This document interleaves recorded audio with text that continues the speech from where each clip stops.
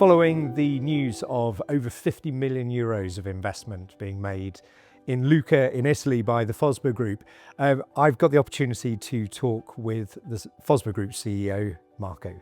Marco, thank you for joining me today. My pleasure. I'd love to hear a bit of a story about you, here to talk about your journey to the position of CEO. Tell us a little bit about the background of your progression and your career at Fosber Group. Well done. So as you know, probably, I started to work here in 1998. My background is a technical background because I was born as a technician in the company.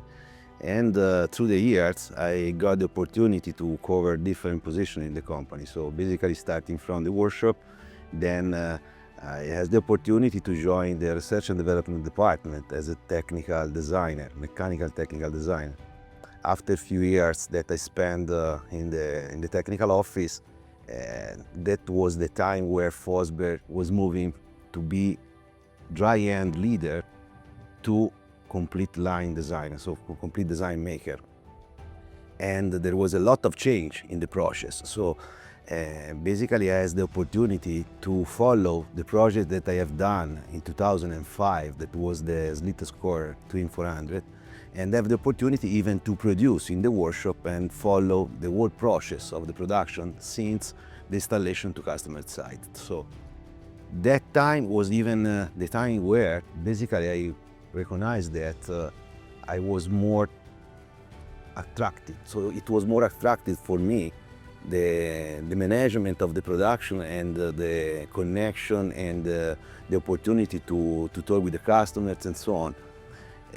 In that time, I basically, even the mindset of my mindset was changed.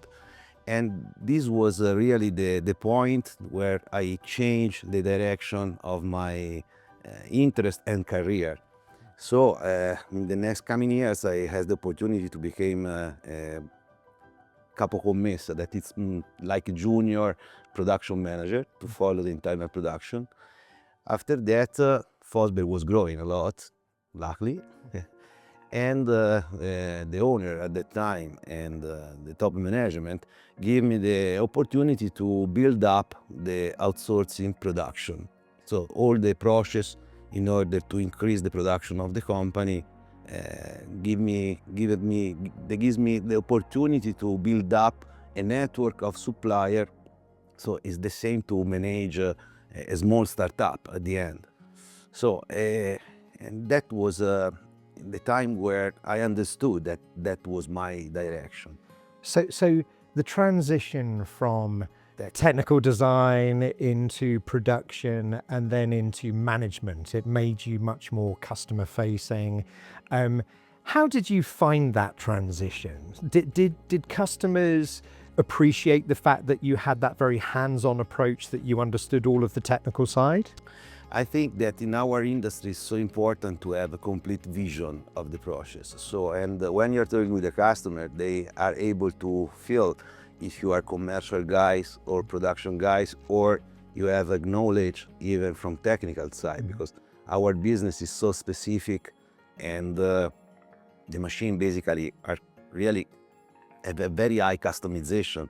It's important to have the opportunity for the customer to share and to have a feedback immediately. So probably this was the main point. And then maybe I was not so good in the design. So, and the company understood about and give me the possibility to move in another department. I don't know, I'm just joking, but basically this is what's happening.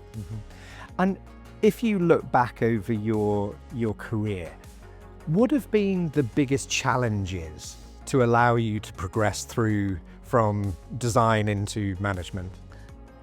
It's so difficult to identify only one challenge because it wasn't, a mix of things. So in the beginning, everything starting from how I started to work for Fosber. Basically, at the end of the high school, I was not willing anymore to study. So against the volunteer of my parents, then they was pushing toward the university, blah, blah, blah. But inside to me, there was always, and there is a kind of healthy, hungry way to growth. So I'm so curious and I love to do everything at the best of my possibility. So In that stage, I felt that I reached the kind of background in terms of technical skill and product for Fosber, but it's something to feel that something is missing, so to close the circle. The main challenge it was that I have to change the approach from do something and put the people in the condition to do something better. So this was the biggest challenger in terms of change in my mindset in the beginning. Then in the next coming years, starting especially from the experience in China, there was even some limits in terms of how to say academical background. So, and was even the reason why I had to be back to study again, especially from financial side and management side. So at the end, the important things from my side, I think that is always work in the weakness that we have. But what is not so easy is to identify the weakness. So, and this is coming through the opportunity to have a good person around you, some people that you keep as a reference to understand how and what they are doing, and which could be the side that you have to improve. And from the other side, even is something that is in the DNA, honestly. So over the last couple of years, you've obviously been promoted to CEO of the Fosber Group. If you look back over the last couple of years in the top role, what have been the biggest challenges for you as Group CEO? Basically, there are probably two main challenges. The first one could be weird, but I mean, I was in Fosber at that time from 24 years. Basically, all the people know Marco Bertola, who is Marco Bertola, but because the last, so I spent 7-8 years in China. The biggest challenge it was to be recognized as a CEO, not anymore as Marco Bertola, general manager of Fosber Asia, that is a branch of Fosber. So even from the people, like with the people that know me quite well, because you know that in Fosber we have very low rotation, luckily.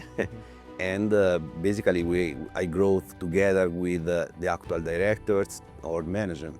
So from this side is important the personal approach. When I joined the position of CEO, I was even aware that the main challenge was to demonstrate to the people my capability to do it.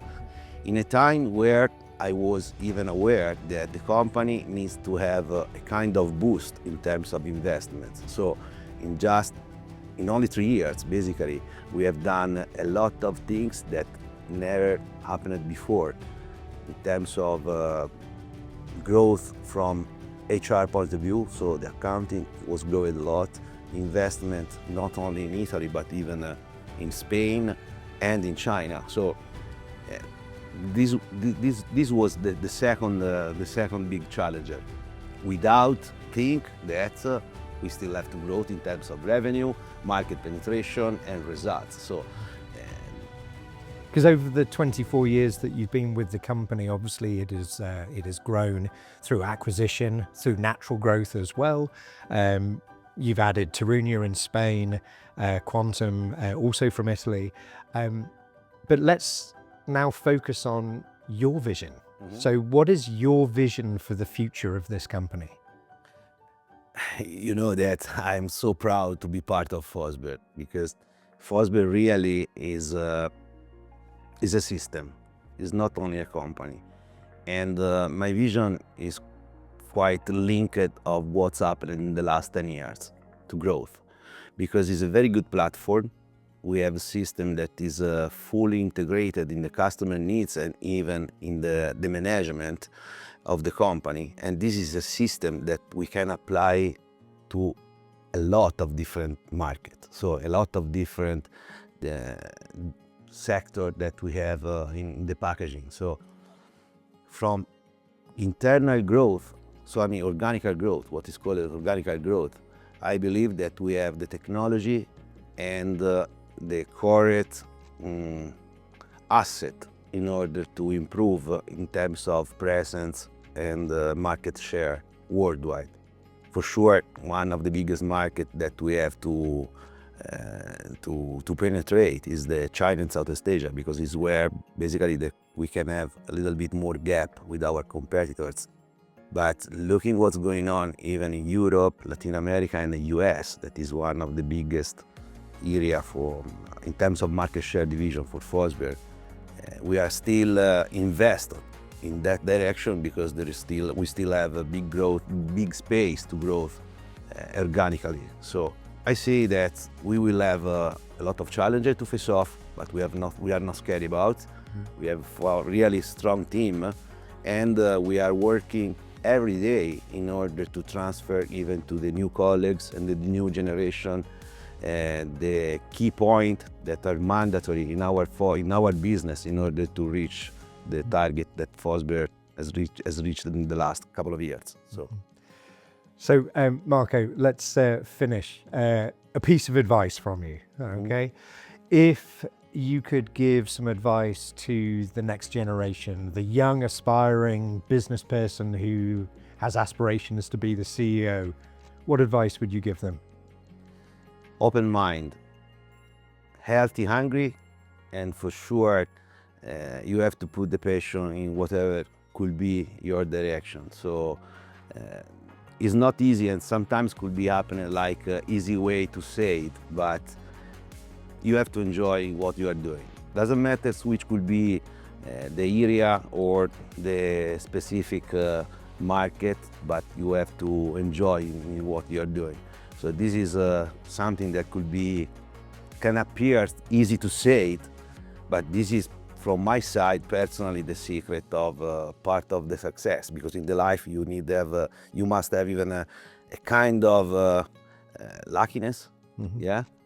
But sometimes you have to build up your luckiness. So this is the point. For sure, today is even a little bit more difficult, because the technology like artificial intelligence can be something that, if you are not approaching the correct way, you can be scared about. But again, I think then the secret is to be able to use the technology, not to be, scared about the technology. So this is the point. It's not easy to give the direction. Passion, for sure, and healthy, hungry, for sure. And how about the importance of people? Because ultimately, as a CEO, you've got to be a good people person, right? You know, probably sometimes I repeat this point and stress this point too much, but I really believe what I'm saying. So you cannot do nothing alone. And I think that one of the biggest soft skills that a leader must have is to be capable to listen, keep decision for sure, but to listen, and to be able to put the correct person in the correct position, because you cannot have the knowledge and the skill to do everything by your side, by yourself. So, and my management approach always was inclusive approach. I like to enjoy during the work and to give the opportunity to the people to express themselves at the best. I don't want yes men around me, and I want people that is complaining. But at the end of the fight, we have the decision that probably is much better than the decision that you can keep by yourself. So this is my vision. Maybe I'm wrong, but to today, it's work. Marco, thank you so much indeed for joining us today. Some wonderful insight there as CEO of the Fosber Group. Thank you. Thanks to you.